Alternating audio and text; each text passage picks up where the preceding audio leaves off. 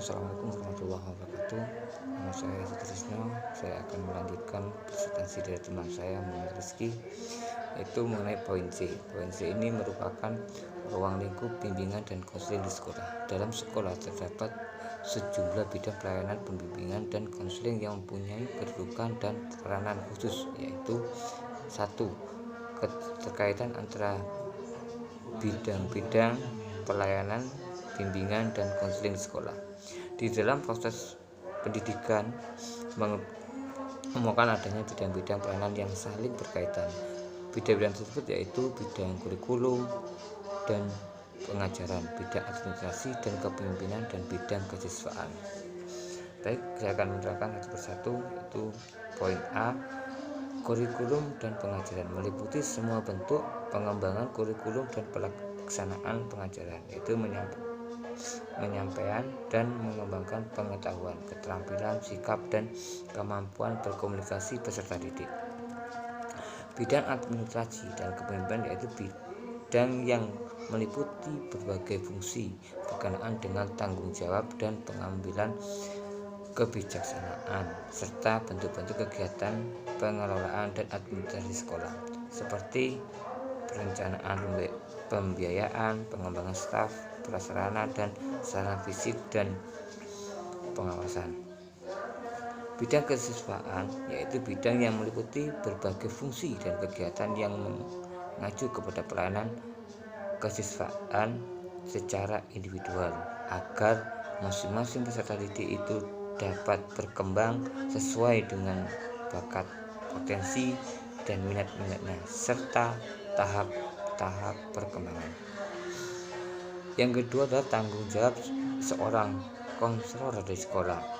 Konselor sebagai pengendali dan sekaligus pelaksana sebagai pelayanan dan kegiatan bimbingan dan konseling memiliki tanggung jawab sebagai pelayanan bagi pencapaian untuk mencapai tujuan pendidikan secara menyeluruh, khususnya bagi masing-masing peserta didik. Dalam kaitannya, konselor tidak hanya berhubungan dengan peserta didik, melainkan juga dengan pihak yang dapat secara bersama-sama menunjang pencapaian, yaitu sesama konselor dan personal sekolah lainnya, orang tua, dan masyarakat pada umumnya. Karena itulah mereka menjadi pelayanan yang tanggung jawab penuh dengan kehormatan, dedikasi, dan keprofesionalannya. Adapun yang tanggung jawab konselor kepada siswa yaitu A. Memiliki kewajiban dan kesetiaan utama terutama kepada siswa yang harus diperlakukan sebagai individu yang unik.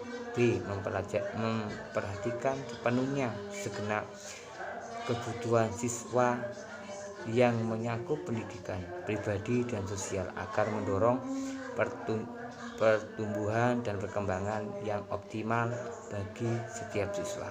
C. Memberi tahu siswa tentang tujuan dan teknik layanan bimbingan dan konseling serta aturan yang harus dilalui apabila ia menghendaki bantuan bimbingan dan konseling. D. Tidak mendesakkan kepada siswa nilai-nilai tertentu yang sebenarnya hanya sekedar yang dianggap baik oleh konselor saja. C. Menjaga kerahasiaan data tentang siswa. Memberi tahu pihak yang berwenang apabila ada petunjuk kuat sesuatu yang berbahaya akan terjadi. Yang G. Menyelenggarakan pengungkapan data secara tepat dan memberi tahu siswa tentang hasil kegiatan itu dengan cara sederhana dan mudah dimengerti. Yang H yaitu menyelenggarakan layanan dan konseling secara tepat dan profesional. Ingin melakukan alih tangan kasus secara tepat.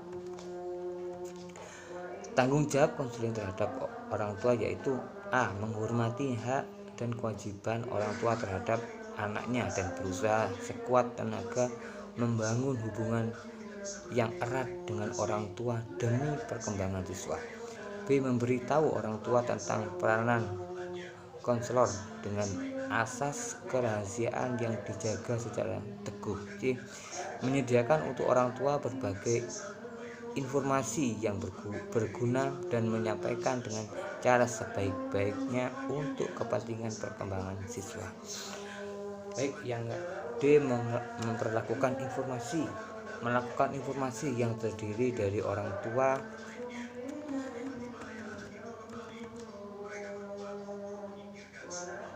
dengan menerapkan asas kerahasiaan dan dengan cara sebaik-baiknya. Yang E. Menyampaikan informasi tentang siswa dan orang tua hanya kepada pihak-pihak yang berhak mengetahui informasi tersebut tanpa merugikan siswa dan orang tuanya. Tanggung jawab konselor terhadap sesama konselor yaitu A. Memperlakukan sejawat dengan penuh kehormatan, keadilan, keobjektifan, dan kesetiakawanan. B. Mengembangkan hubungan kerjasama dengan staf administrasi demi terbinanya pelayanan bimbingan konseling yang maksimum. C. Membangun kesadaran tentang perlunya asas kerahasiaan, perbedaan antara data umum dan data pribadi, serta pentingnya konsultasi. D. Menyediakan informasi yang cepat, objektif, luas, dan berguna bagi siswa untuk membantu mengenai masalah siswa. E. Membantu proses alih tangan. Tanggung jawab konselor terhadap sekolah dan masyarakat yaitu A. Mendukung dan melindungi program sekolah terhadap penyimpangan yang merugikan siswa. Memberitahu pihak-pihak yang bertanggung jawab apabila ada sesuatu yang dapat menghambat atau merusak misi sekolah,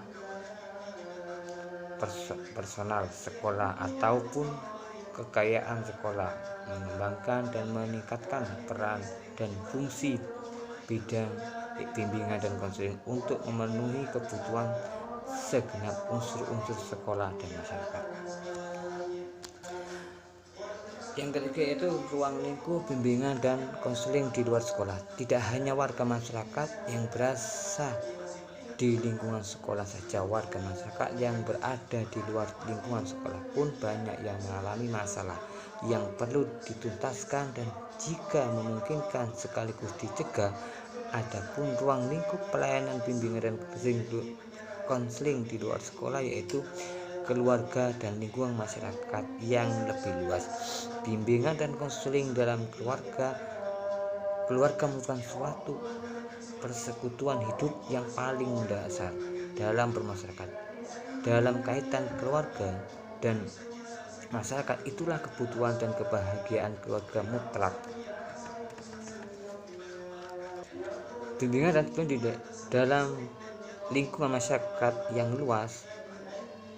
Permasalahan yang dialami oleh masyarakat tidak hanya terjadi di lingkungan sekolah dan keluarga saja, melainkan juga di luar keduanya.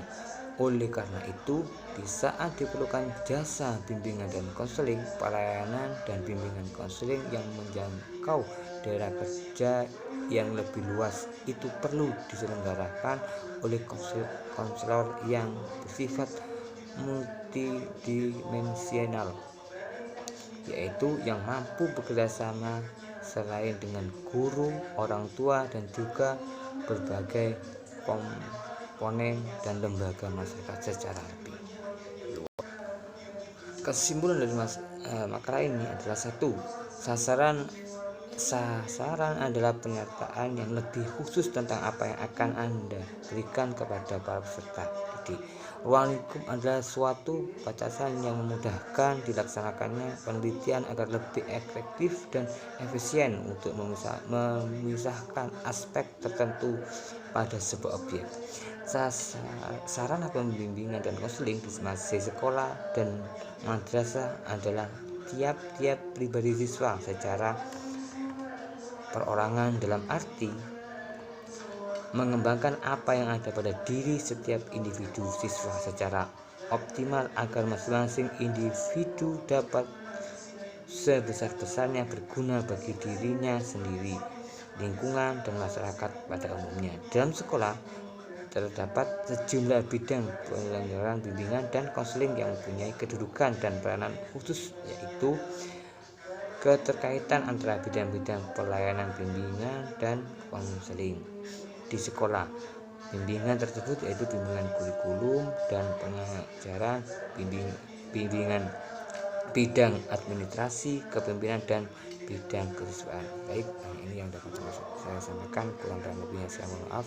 Assalamualaikum warahmatullahi wabarakatuh.